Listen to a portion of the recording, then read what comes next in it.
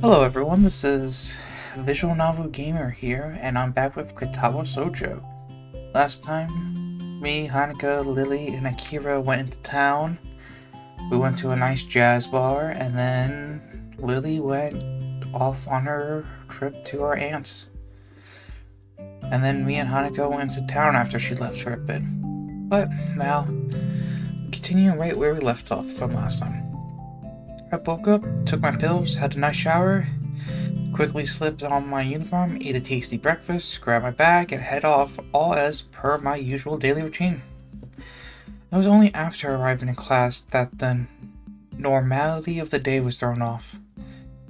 After taking my seat, I watched my classmates trickle into the room over the next hour, until every empty seat was eventually taken, other than Hanuko's. Ooh, this is interesting. I can never get used to the idea that she just doesn't show up to class every now and again. It feels all the more worrying now as well, given that Lily's left. As Muto continues to drone on, I feel my gaze flicker ever so often over to her seat, as if she might appear there any moment now. Nobody else seems to care at all about her absence, but they have little reason to. Sorry if you hear any background noise, it is Halloween when I'm recording this. And my room gets very hot if I don't have my window open while recording. Hanako being absent from class, after all, is perfectly normal. Or at least it was. Her attendance hasn't been all that bad from what I've seen in my time here, but it was apparently much more spotty beforehand. Give me 1 second.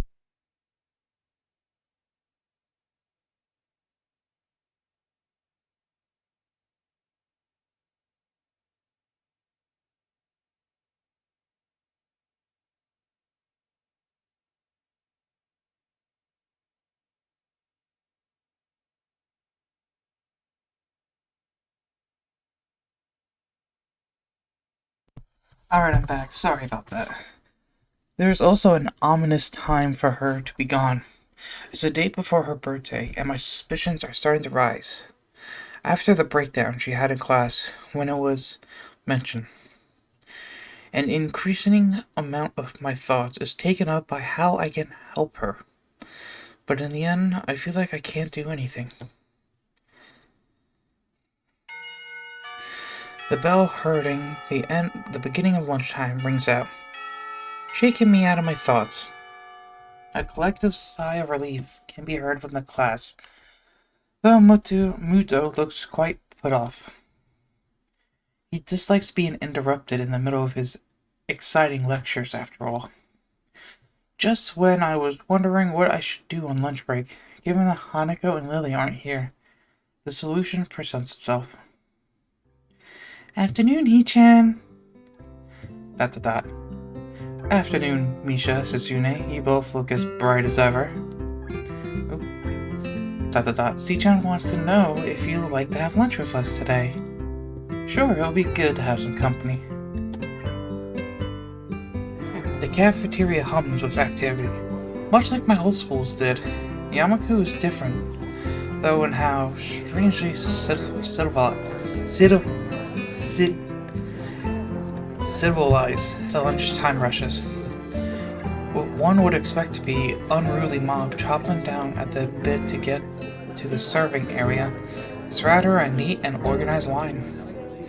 There's a smart amount of gesturing, and people's heads are often craning around to check on what's happening up ahead, but it's pretty subdued. There is no doubt this is due to no doubt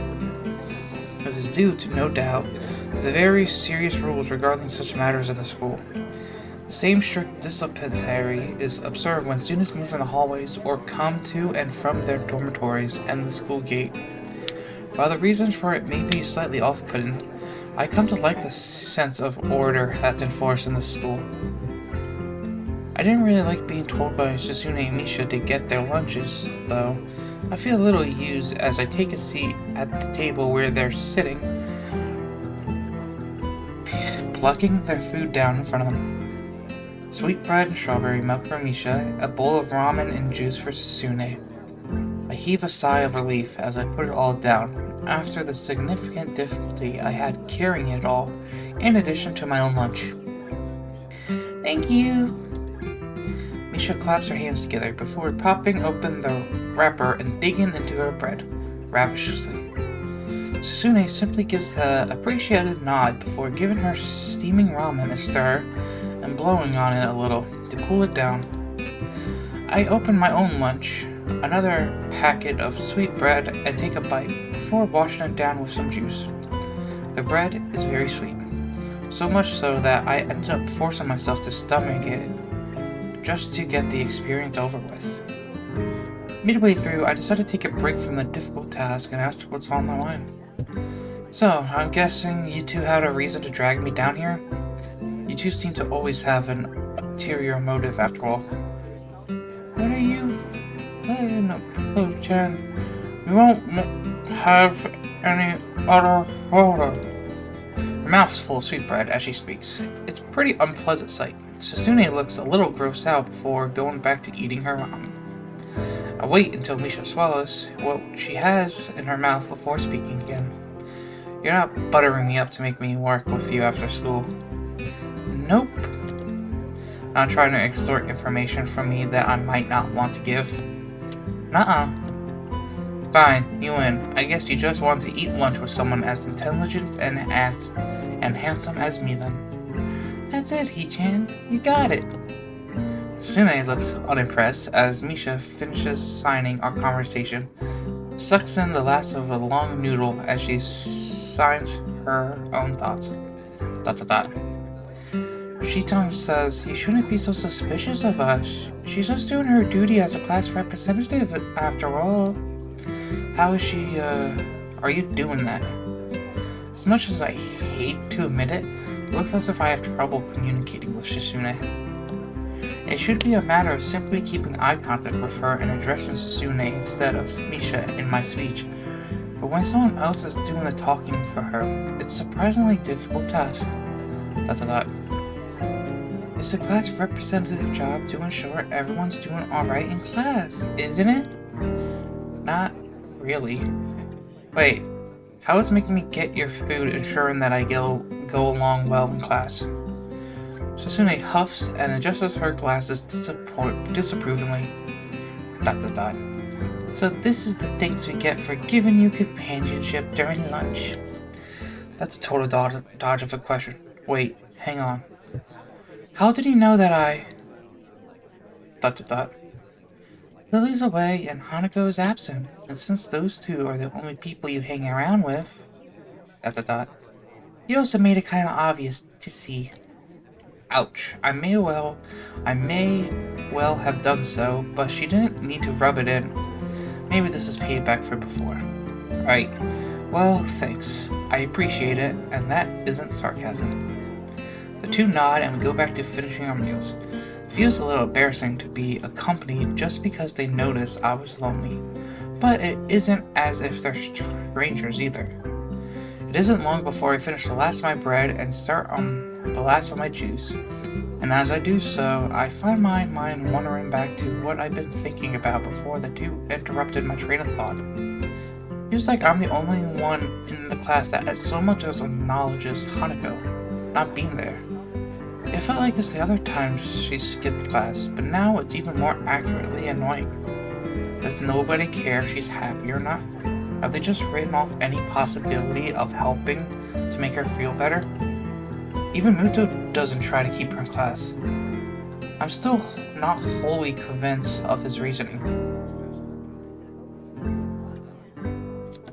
Hey Hichan, is your juice past its expiry date? What? You're pulling a weird face, like this. As if we're needed, Misha mimics my own expression. Her expression makes me grimace, though Sasune at least takes some amusement from it. I was just thinking about Hanako. Oh? Misha interest is piqued and so is Sasune. Once my words are interpreted for her. I'm just worried about her being absent so often. Especially now though. What with her birthday coming around. The memories of that incident in class are still fresh in their mind. The look on their faces are telling me that much. Do you know anything about Hanako? Anything that might help? Misa shrugs and looks to Shizune, who mulls on this for a while. Dot dot dot. The only people she ever talks to for more than a sentence or two are you and Lily.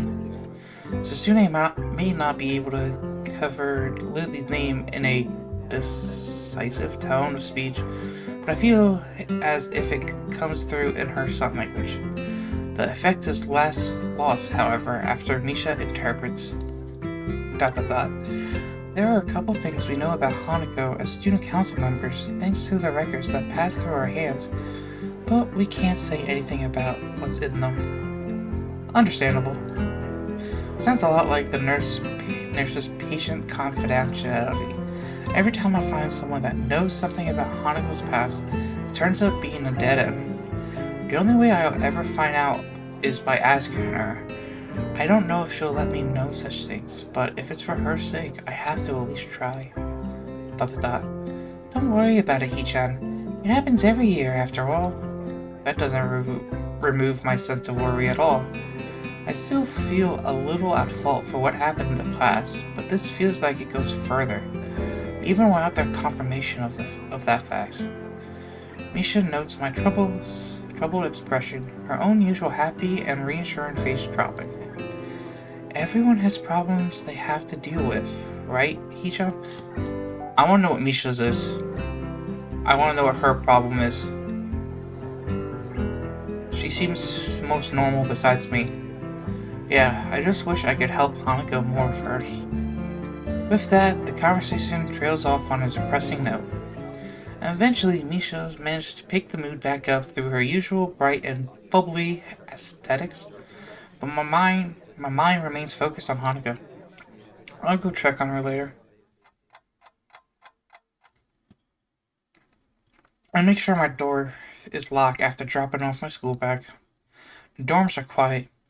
Muto kept me occupied longer than I expected, dismissing my studies after class ended, and pressing on me some worksheets to give to Hanako, almost as an afterthought. Absorbed in thought, I'm late in registering the shadow that appears in front of me. Looking up reveals the owner of said shadow. Hey man, haven't seen you in a while. Oh, hi. What's with that response? My absent-minded greeting visibly annoys him. I probably have had the same reaction. Sorry, just thinking about a lot of stuff. Thinking is a pretty poor excuse to not be aiding the war effort. And how goes the war?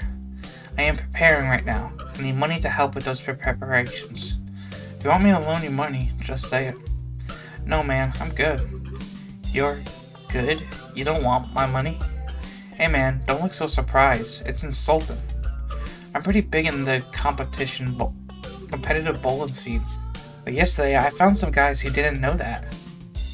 I'm fairly sure that betting would be against the school rules. School rules don't matter. This is a war situation. People these days, they have no appreciation for what war means. So what you need this money for, dare I ask? Non-perishable canned food, building materials, mostly corrugated iron and wood panels, first aid kit, camping heater, portable radio, sleeping bag, flashlight, mechanical clock. At first it strikes me as a rather random assortment of objects and materials, but after a few seconds it clicks. Isn't that a list of materials for a fallout shelter? Ah, so you read a protect and survival booklet. It's good to see someone so knowledgeable about how to protect themselves. You don't seriously think. It's a non-zero possibility.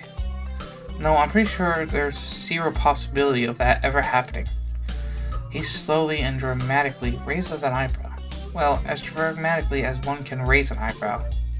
The chance is, I don't know, 0.1 to the trillionth place. It's infinitesimal. Besides, where can you build a fallout shelter enter it? Anyway, certainly not on campus. It's my summer holiday project while I'm at home, but Dad said I can do it. Really? Yeah, he thought it would improve my crafting skills and manual dexterity or something. Knowing Kenji, his dad probably just thought it might keep him out of his hair for a while.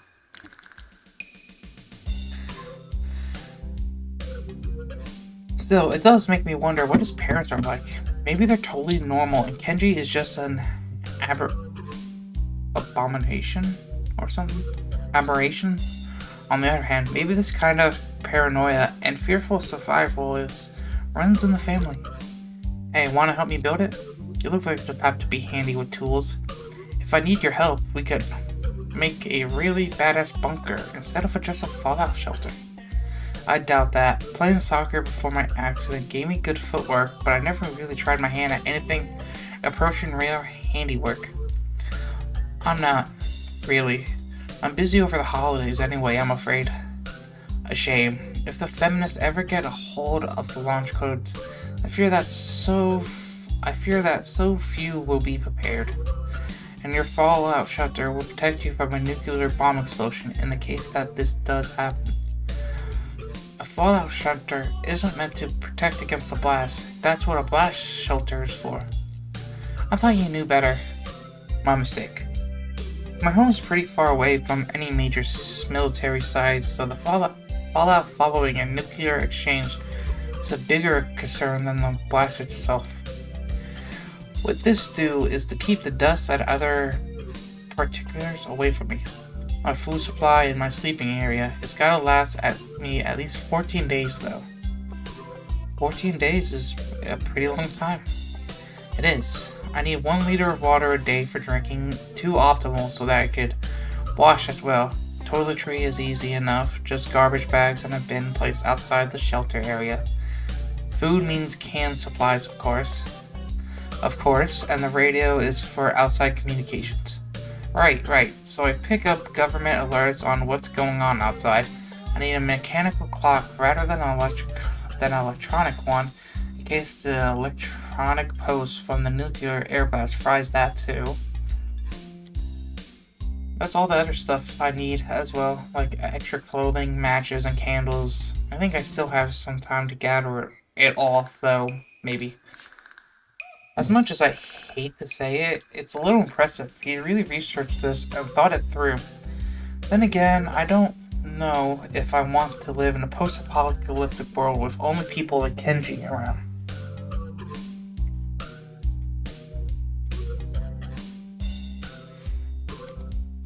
That sounds like you really know what you're doing.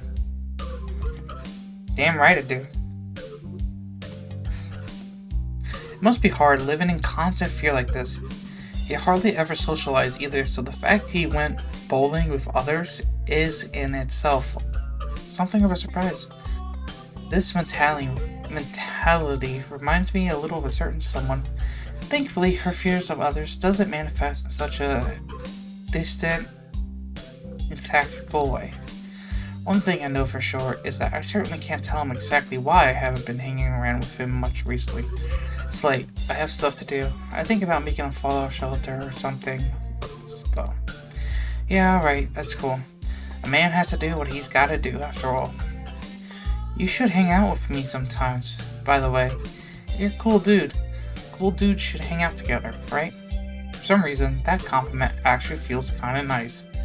The situation with Hanako being with it what it is, though, means that I probably won't be able to fulfill his request for now, at least. That'll be good. I'll talk to you later about it when I can. Cool. Later, dude. He retreats to his dormitory room. I had better go see Hanako.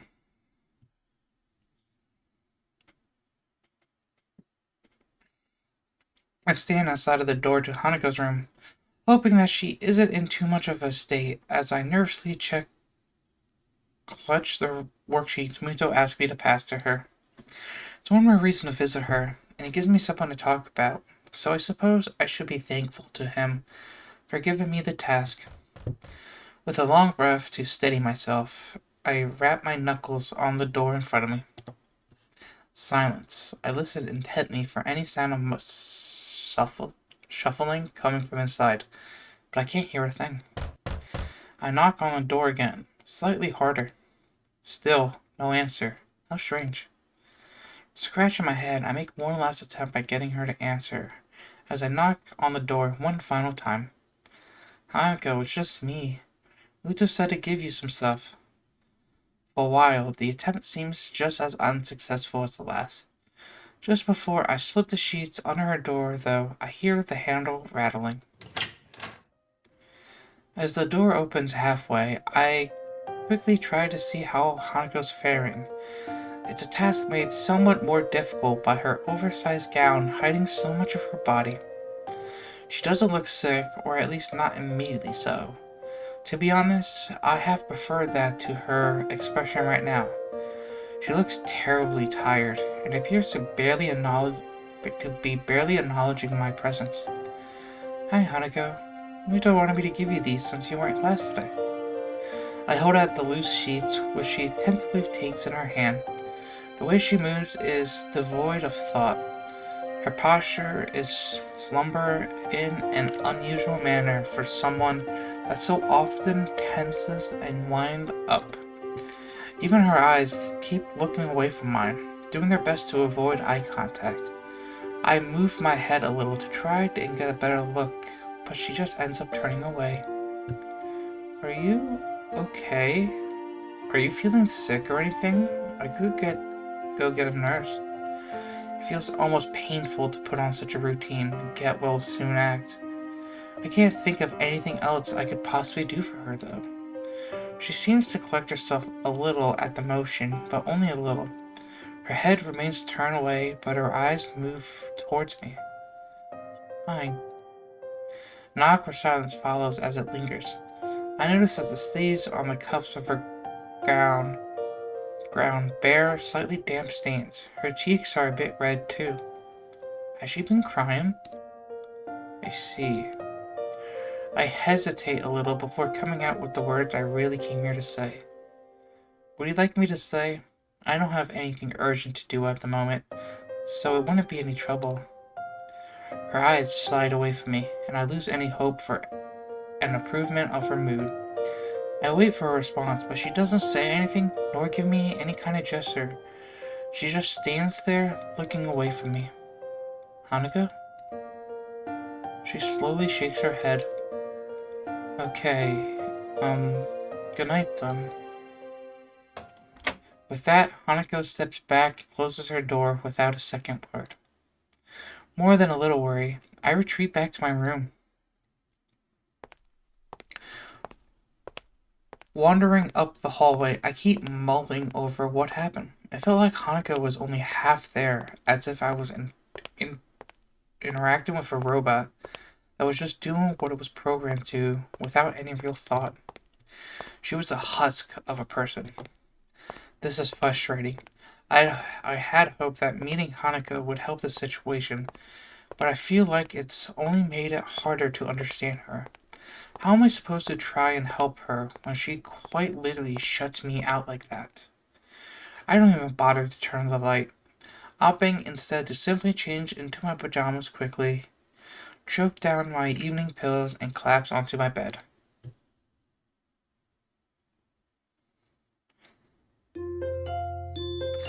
My character should call Lily for help.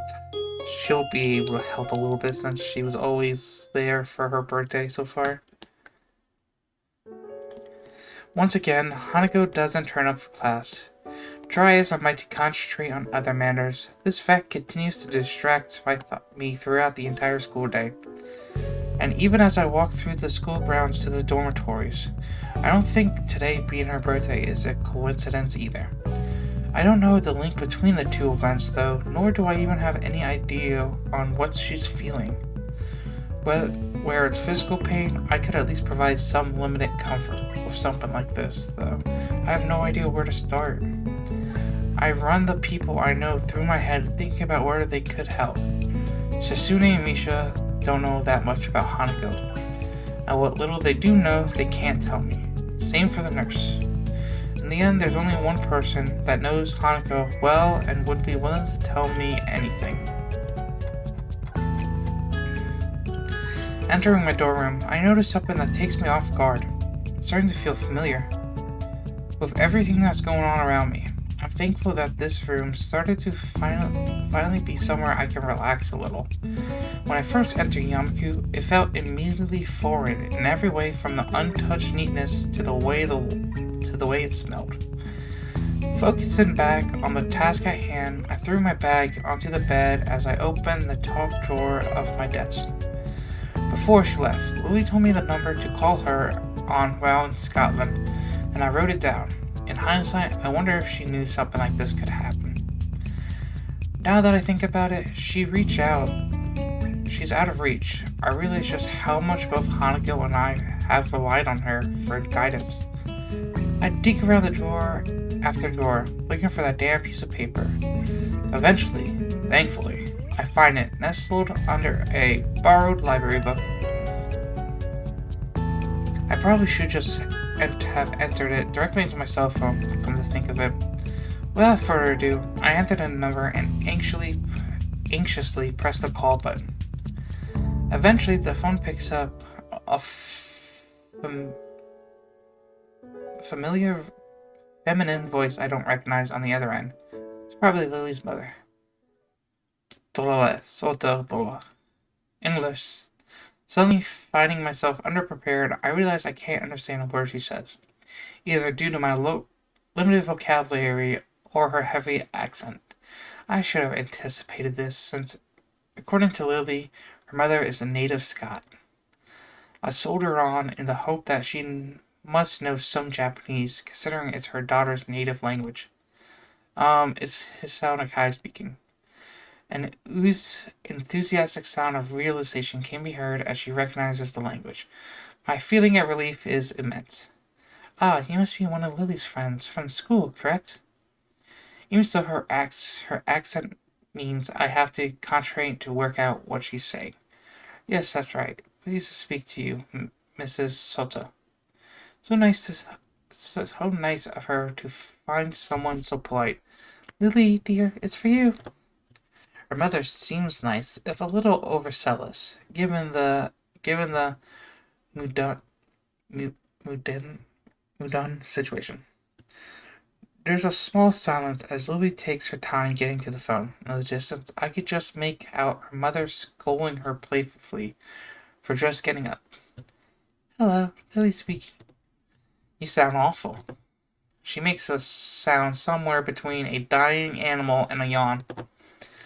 The only thing I did remember to check before calling was the time zone. It'll be pretty late in the morning over there, so she really has no excuse. Not feeling well? Just tired. What time is it there? Late afternoon. School finished for the day not long ago. Hanako's not well, is she? That was quick. My assumption is that she must have known something like this could happen seems to be on the marks. How did you know? Because today is her birthday. I had hoped she might have gotten at least a little better after coming to know you, but... How is she right now? She missed school today and yesterday. I still have to check up on her today, to be honest. After seeing how she was when I talked to her yesterday, I'm pretty anxious. I really have no idea what to make of it. Has this happened in the past? Is it related to her scarring in some way? Unfortunately so. Roughly the same thing happened last year when her birthday came up. As far as I could tell, it's because her parents died in the accident that caused her scarring, and Hanako blames herself for their deaths.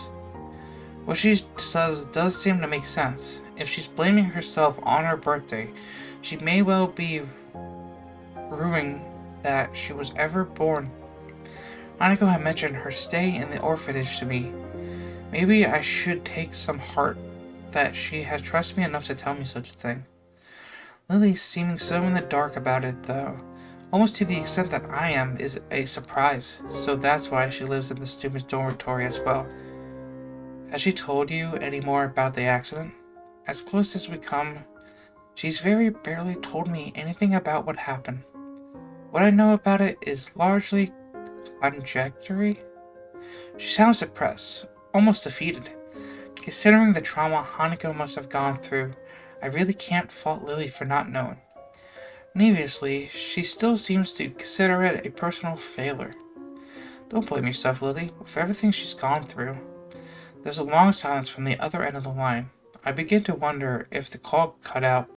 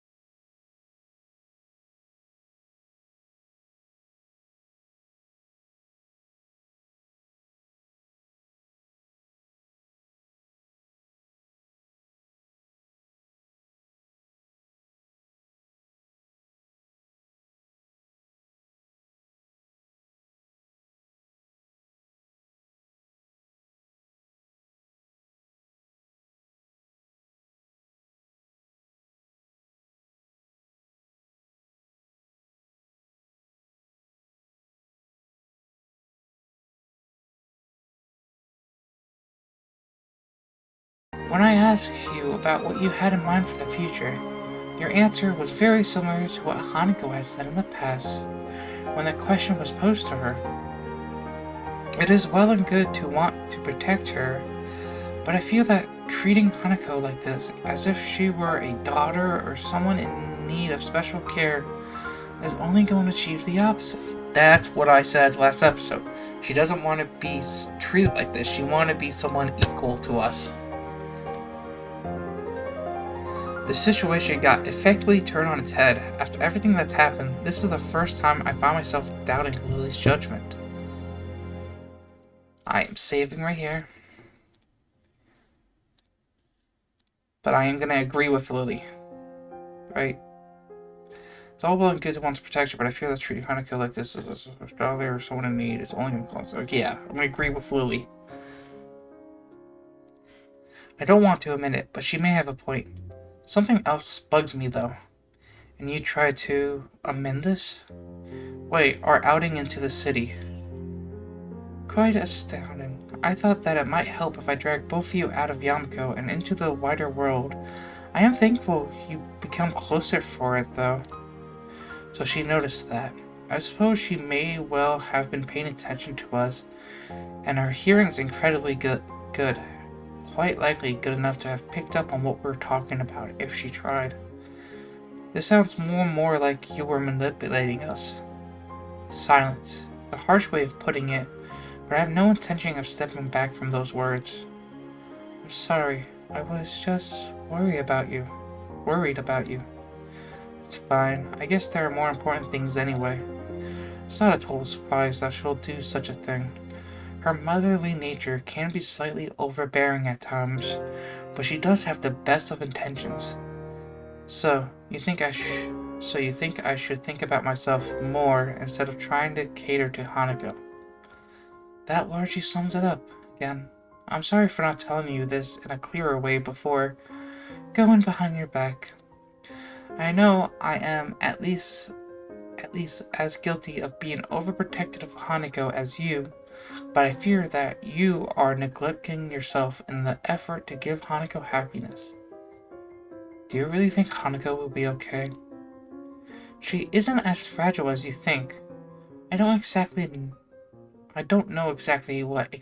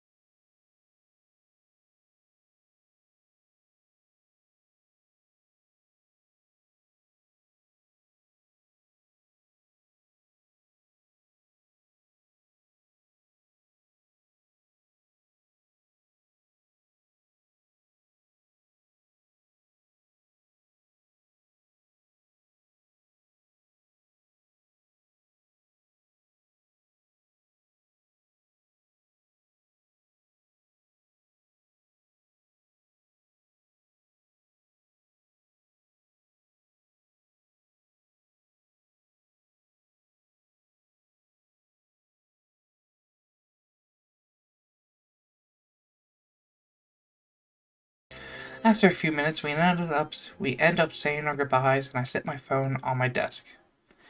Compared to Hanako's situation, mine feels utterly mundane. I still have both my parents. I had a reasonable normal childhood, and unlike many in Yamaku, my condition isn't immediately visible to the public. But then again, isn't this just an attempt to justify the way I've been acting towards her? That might well be what our pasts were like, but when it comes to the future, I still have no idea what I want to do.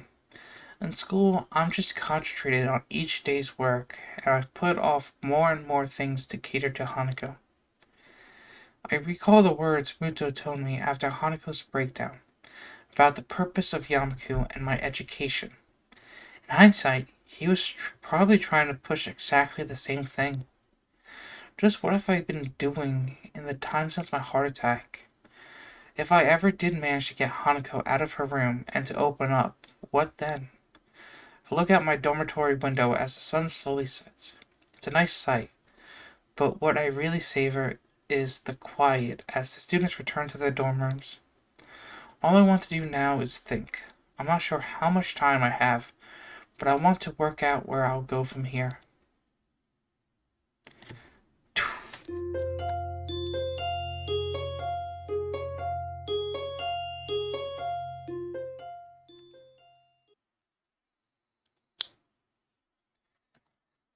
That's talking to Lily yesterday. I wanted to try and move away from the list lessons I've felt ever since coming to Yamaku. But even if I try to concentrate on the book in front of me, Hanako's empty seat at the back of the classroom looms longer than life. Every time I start getting focused, my eyes flicker over to her desk again and my mind starts spinning. Once more, my eyes drift over to it, but this time my vision is blocked by a certain other classmate. Oh, hey, Mika. Maybe you should just have lunch. I can hear your stomach growling from my desk. I lift my head up in disappointment. She seems to have taken some amusement from my reaction and hops up onto my desk. Her grin as she sits on it reminds me of a Siamese cat. So, what you working on? Some math. I have a decent handle on it, but I just want to revise. Oh, really? Let me see that. Before I could eject, she grabs my mathematics book with her hand. She scans the pages I was on, holding it open with one hand she has. Her left arm is sitting uselessly on her lap. In my time here at Yamaku, I noticed that other students have a wide range of adjustments to their disability. On a purely practical level, Mika is one of those who seem to have some trouble. The stump of her left arm tends to be either hanging by her side, slip into a pocket, or otherwise put out of the way. Sometimes she has a difficult time doing common tasks, which makes her visibly quite frustrated. I feel a little bad for thinking this way, but I'm thankful that Hanako and I don't have disabilities affecting our freedom of movement to that extent. Then again, if Mika's problem worsened, at least she wouldn't have a real possibility of dying. My attention is refocused as she thumbs through a few pages, skimming their contents. With such casual interest in the subject matter, it's clear by now she won't be any help. I'm guessing you're not too interested in this stuff. Screw math, it's boring as hell. She puts the book back in front of me with indifference. Her eyes move to the notebook beside it that I've been working out practice equations on. Wait, you're actually able to work that stuff out? Yeah. Wow, I never talked to a computer with legs before. Thanks. I think at least I'm doing better in this than history. Think it's worth asking that librarian for help? I heard she's shooting for a union. Yuko? Maybe. I don't know what she wants to study, though. So what about you? Got anything you're thinking of doing after you graduate? Me? Nah, not really. Just enjoying it while it lasts. She looks a little awkward when asked about her future, and absentmindedly rubs her left forearm. I kind of want to ask about it, but I don't think I know her well enough to do so. Conversation settles out, and I lean back in my chair, giving up on the prospect of studying. Mika notices my tired expression and looks oddly serious. Thinking about Hanukkah? Is that obvious? You've been glancing at her seat, and you've been pretty quiet. Not too hard to connect the dots. I'm just worried about her. Yeah, and I can see why you would be. She can get weird sometimes. She sounds put off, but I can't blame her. Hanukkah was a hard person to interact with before she warmed up to me. Even with Lily's help around to help, I haven't known her for that long either, so some of her habits would still be unknown to me. My face becomes trouble. If I hadn't developed feelings for her, this would be at least a little easier to deal with. I mean no offense. She isn't a bad person. I know that much. I know. I didn't take it that way. It's just harder to deal with when, well, you have feelings for someone. Yeah, I can imagine that. It's hard to forget something like what happened to her during class, too. I wish she hadn't reminded me of that. She just confirmed that it was clearly noticed by others in the room as well. Come on, don't get that down. She's done this before. You just gotta wait it out. She locks herself in a room and acts like an empty husk of a person for a sizable amount of time, ever since she entered Yamaku, if not before then as well, and I'm not supposed to be concerned about that? Well, I might think that, but there's nothing that I can do. I can't force her to come out, and she does see a therapist, so it's not like she isn't getting any help for her issues. Maybe it's natural to think that way when you're so powerless to help someone. That's just the way she is, and you just have to deal with it. As I mull things over, I notice a movement out of the corner of my eye. I glance to see who it is, and ended up doing a double take. Sure enough, it's Hanako. She walks through the door just as she would any normal school day, and begins to move towards her seat in her usual silent and humble manner. She looks at me for a moment before blushing and looking away embarrassed, which makes me realize that I was staring at her. I feel sorry for that, but not doing it is hard after all that's happened. The girl sitting on my desk looks at me, grinning. See? Your sweetheart's back already. What did I tell you? You be quiet. Might only be meant as a joke, but she hits close enough to make me quite uncomfortable. As we talk, someone calls Mika's name from the door. She dumps down from her vantage point on my desk before turning to me. Gotta go. Yes, remember to eat something, will you? Fine, I will. See ya. She gives a casual salute before jogging over to the door, where a male student in gym uniform is waiting for her. Probably someone from the track and field club. Seizing the opportunity, I get up and make my way to Hanukkah's desk. Hello. Hi, Hanukkah. What's up? Nothing. Maybe talking to her this soon after she comes back to class was a bad move.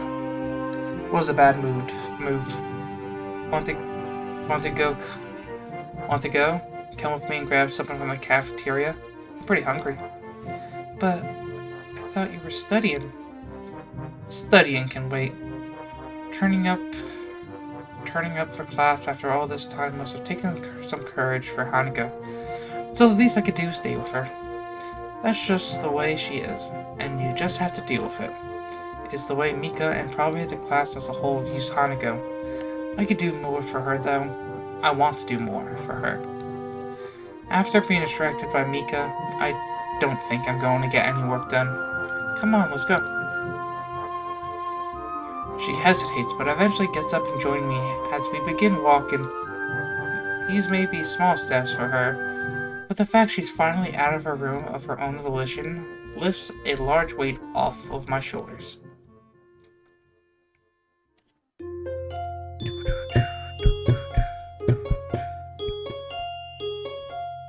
Why do I get the feeling that her route is gonna, if I get the good ending, I feel like her route is gonna end with me confessing. Not like with Emmy's route where I confessed to her, I think in the ending of the second act. But I feel like Hanako's I will confess at the end of her route completely. That's what I have a feeling of, but I'm not sure. My pen scrawls onto a slowly filling page of my notebook. My other hand remains on the page of a reference book I borrowed from the library, barking my spot as my eyes flicker to and fro. As I work, I occasionally mark red circles or underlines onto the photocopy sheets of paper that lie on the table in front of me. Wanting a change of scenery from the library and to avoid the distractions of the classroom, I decided to make use of the Shanghai for some quiet study time. It ended up being nice and quiet as expected, and being able to get coffee while I study is a nice bonus. Hanako may have returned to her normal self since she came out of her room, but I've done quite the opposite. Daily routine may have returned to us, but I feel as if I'm a different person. Maybe I'm not. It's only been a few days after all. Since I decided I want to try and get out of that rut I found myself in after my accident. But I want to change, and now I'm actively working towards that goal. Or at least I like to think that I am. Ugh, this is impossible. Brute forcing this isn't going to work. What's more, I have another piece of writing I have to do after this. I fear that's going to be no easier. I look up in mid-surprise to the source of the tentative voice. Yuko stands at the head of the table with a damp towel in hand, clearly having taken the opportunity to clean the tables while no other patrons were around. She looks curious, her eyes as much on my work as me. What's the matter? I was just wondering, what sort of work are you having so much trouble with? Oh, it's just history. I'm fine with science and math, so I'm trying to get my other subjects up to par. Yuko looks positively delighted at this development.